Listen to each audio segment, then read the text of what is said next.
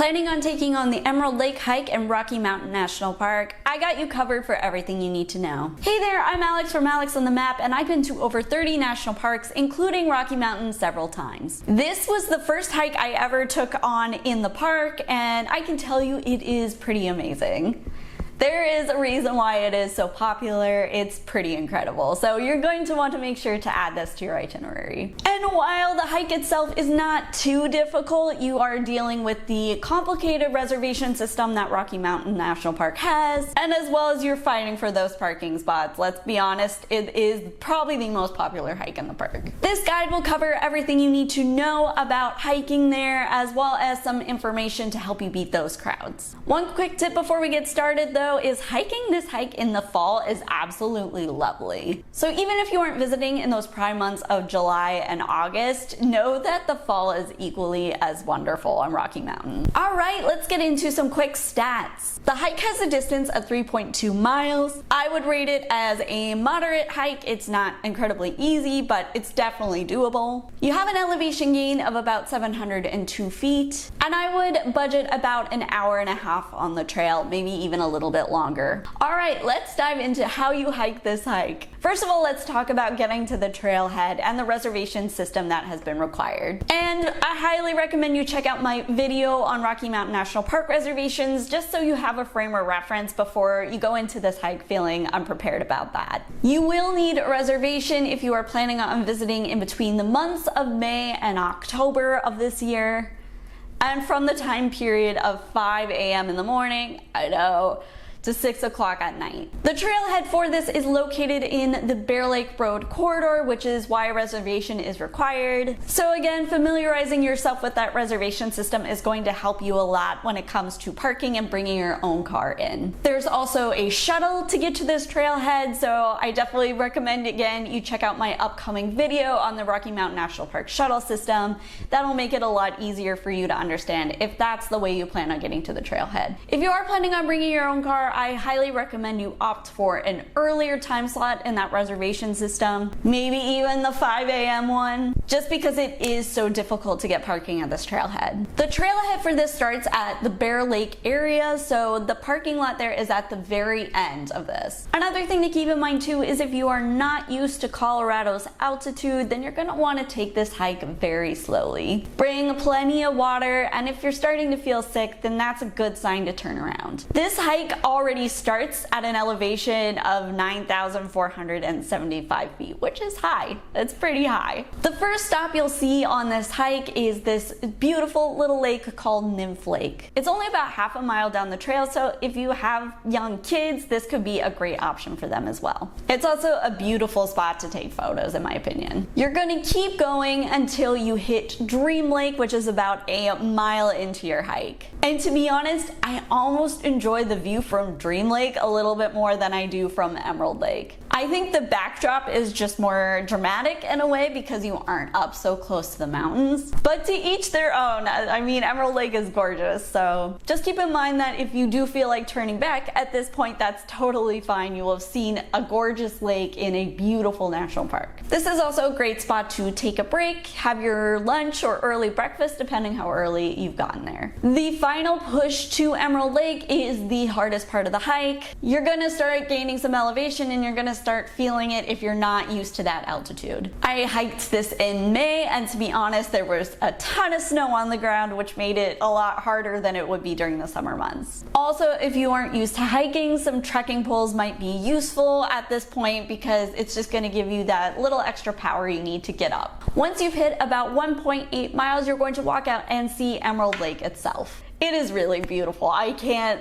honestly describe it for you. You have this gorgeous emerald color water and then those jagged peaks in the background, so it's a really beautiful spot. At this point you will be about 10,000 feet, so you might be feeling that elevation for sure. From the back you're going to see Hallett Peak and Flat Top Mountain, which are some of the most famous peaks in the park. You might notice it's a little bit hotter in this area because this part of the trail is a bit more exposed than the other areas.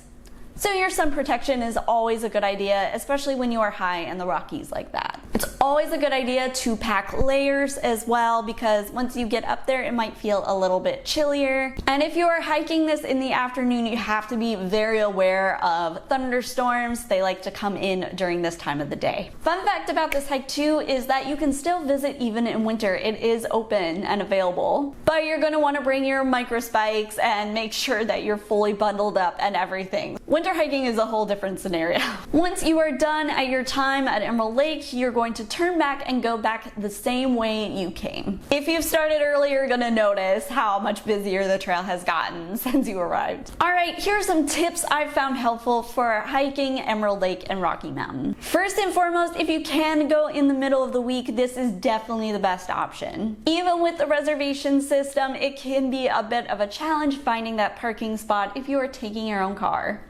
The middle of the week makes it a little bit better for you, even though honestly this park is busy all the time, so it may be a little bit better for you during the week than on a weekend or during a holiday. Again, I would highly recommend you bring layers with you even during the summer months. These don't have to be big puffy jackets, but you should have a rain jacket with you anytime you're hiking in the mountains. It also gets quite windy up there, so this can just add a little bit of extra protection for you. Another thing I would make sure is to be aware of the elevation. If you are coming from sea level, you probably will feel it at least the first few days you are in Colorado. And especially when you're hiking and you're huffing and puffing, yeah, it can definitely feel like a lot on your system. If you are starting to feel sick, that is a sign to turn around and get back down to a lower elevation. And of course, drink a ton of water if you can. Another thing I would recommend for this hike is to bring shoes with traction. You don't need super duty heavy hiking boots. It's not that difficult of a hike, but they should have some traction on the bottom to make sure that you can get up and down kind of that steep section. I could totally see someone hiking this trail in flip-flops and it not going well for them. Are you struggling on planning your national park trip? Let's face it, between accommodations, figuring out the reservation system, and a lot more, it's just overwhelming planning your national park trip sometimes. This can cost you a lot of time and money just figuring out your itinerary. If you're looking for some help planning your trip, I offer a custom national park itinerary service that walks you through day by day what you need to know before you go. This itinerary will save you a lot of time and money and allows you to get to the park and actually enjoy your trip instead of worrying about all the details. I plan hundreds of national park trips for clients, which has helped them enjoy their whole experience a lot more. So what does one of these custom itineraries include? You can expect reservation information if needed, suggestions on where to stay, what to eat, and what to do, and tips and recommendations for your specific park. You'll love the itinerary I plan for you, or you get your money back. Here are some testimonials from some of my clients. Alex was very responsive to my request for assistance in planning our upcoming trip to Glacier National Park.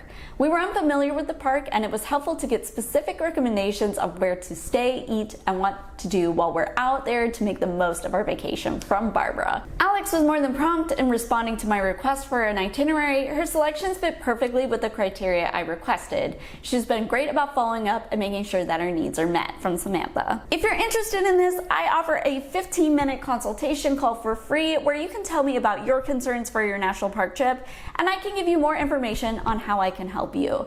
You can find that out in the description below and book your call there. Alright, here are some common FAQs I get about hiking to Emerald Lake. Do I need a reservation to hike to Emerald Lake? As discussed earlier, if you are planning on visiting from May to October of this year, you will need a reservation. Of course, it's within a certain time period of 5 a.m. to 6 p.m., but yes, you will need it in order to enter there. If you plan on going before or after, just a regular pass is fine. Can I swim in Emerald Lake? You can. I would definitely not recommend it. I guess if it's a really hot day and you need to cool off, but do keep in mind that these lakes are really quite fragile. The ecosystems within them can be very easily disturbed. And the water is seriously cold. I mean, like 40 degrees even in the summer, so I don't think it would be that fun anyway. But is the Emerald Lake hike good for kids? Yes, I would say most kids over the age of 6 will have no problem with it. They should be fine. For younger kids, it might be a little much, but one of the great things about this hike is that you can hike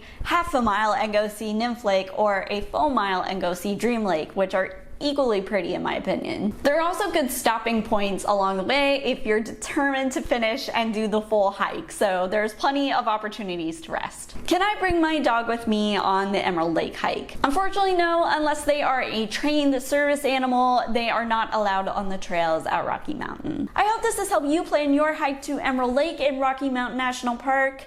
If you have any questions about this hike, feel free to let me know in the comments. And if you wouldn't mind, go ahead and hit that subscribe button and the bell notification, and you'll get more information on national parks and the hikes you plan on doing while you're there.